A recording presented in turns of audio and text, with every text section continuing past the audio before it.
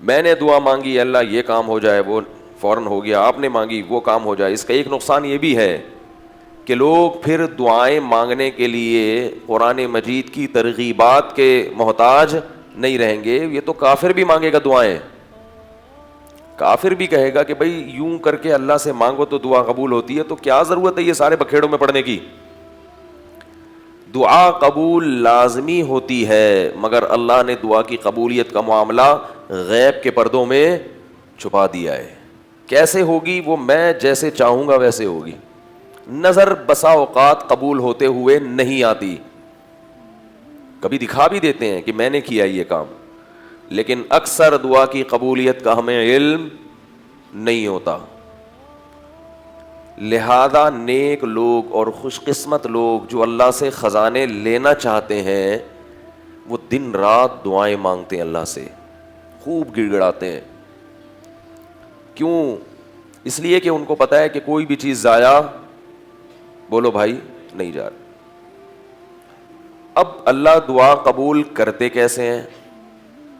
دعائیں قبول، بھائی ہمیں تو وہ چیز مل نہیں رہی، ہم نے کہا اللہ ٹھیک کر دے، بندہ ٹھیک نہیں ہو رہا، واپس آ جائے، واپس نہیں آ رہی ہے، بھائی چلی جائے، جا نہیں رہی.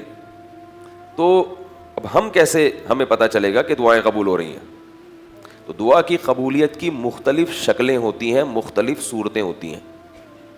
دعا کی قبولیت کی، بولو بھائی، بعض دفعہ تو جو چیز مانگ رہے ہیں ایز اٹ از وہ چیز آپ کو دے دی جاتی ہے، لیکن انسان بدبخت جب اسے وہ چیز ملتی ہے تو اسے دعا کا نتیجہ نہیں سمجھتا. وہ کہتا ہے یہ تو ہوتا ہے، کبھی کسی کو کوئی چیز مل بھی جاتی ہے اور کبھی کسی کو وہ چیز نہیں بھی ملتی. تو بعض دفعہ تو ایسا ہوتا ہے کہ وہ چیز آپ کو مل جاتی ہے. امام بخاری رحمہ اللہ تعالی نابینا ہو گئے تھے بچپن میں. ان کی والدہ نے پوری رات مصلی بچھا کے دعا مانگی کہ میرے بیٹے کو بینائی مل جائے. دعا مانگتے مانگتے ان کی آنکھ لگ گئی. خواب میں فرشتے آئے، آپس میں بات کر رہے تھے کہ اس عورت کی دعا اللہ نے سن لی ہے اور اس کے بیٹے کو بینائی، بولو بھائی، دے دی. صبح اٹھے ہیں تو دیکھا کہ بیٹے کی بینائی واپس آ گئی تھی. بعض دفعہ اللہ اس طرح سے دعا قبول، بولو بھائی، کرتے ہیں. ایسا ہوتا ہے.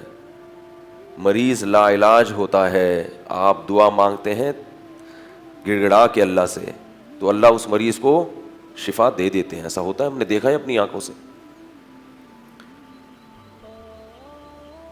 بے روزگار کو روزگار مل جاتا ہے، رزق کی فراوانی شروع ہو جاتی ہے، لا علاج مریض ٹھیک ہو جاتے ہیں. یہ سب چیزیں اپنی آنکھوں سے ہم دن رات دیکھتے ہیں. بعض مرتبہ ایسا ہوتا ہے کہ اللہ کی تقدیر میں لکھا ہوتا ہے کہ اس کو یہ چیز نہیں ملے گی، اللہ وہ چیز نہیں دینا چاہتے اس کو جو وہ مانگ رہا ہے، تو اللہ اس کا نعم البدل عطا کر دیتے ہیں انسان کو. سمجھ رہے ہو؟ نعم بولو بھائی، نعم البدل. آپ چاہ رہے تھے کہ یہاں آپ کا معاملہ، آپ کو یہاں جاب مل جائے، وہاں نہیں ملی، اللہ نے کہیں اور دلا دی.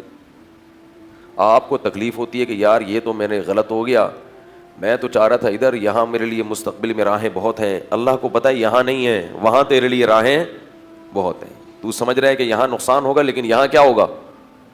ہمارے ایک رشتہ دار تھے، ایک گورنمنٹ کے ادارے میں جاب کرنا چاہتے تھے، پورا زور لگا لیا، ان کا نام بھی آ گیا، عین موقع پہ ان کو ریجیکٹ کر دیا گیا. بڑی دعائیں مانگی تھی انہوں نے، بڑی دعائیں مانگی تھی، گورنمنٹ کی بہت اچھی جاب تھی وہ، مگر میں ان کو دیکھ رہا تھا کہ ان کا منہ لٹکا ہوا ہے اور بہت پریشان کہ یار ساری دعائیں کیا ہو گئیں، رد ہو گئیں.